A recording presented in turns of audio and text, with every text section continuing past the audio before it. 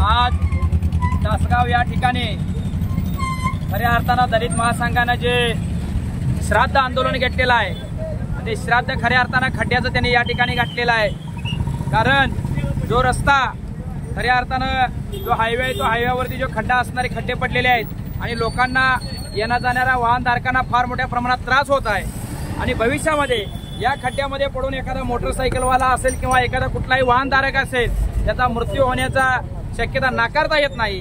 कारण आम्ही ज्या ठिकाणी उभा आहोत त्या सांगली नाक्यामध्ये 4-5 वर्षापूर्वी अशाच खड्ड्यामध्ये खड्डा चुकवत असताना मोटरसायकल स्वाराचा तोल जाऊन तो ट्रकच्या एसटीच्या खाली जाऊन त्याचा मृत्यू झालेला होता।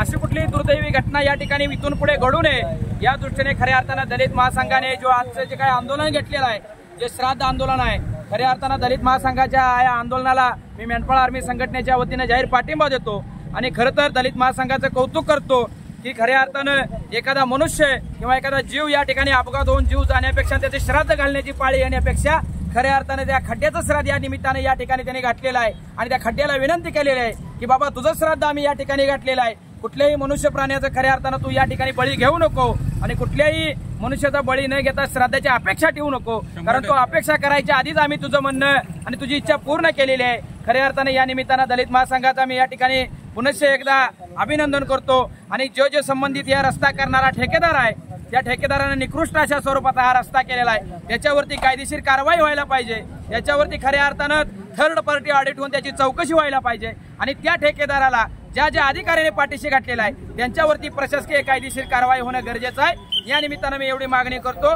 आणि या दलित महासंघाच्या आंदोलनाला पाठिंबा देतो। थांबतो। जय हिंद जय महाराष्ट्र।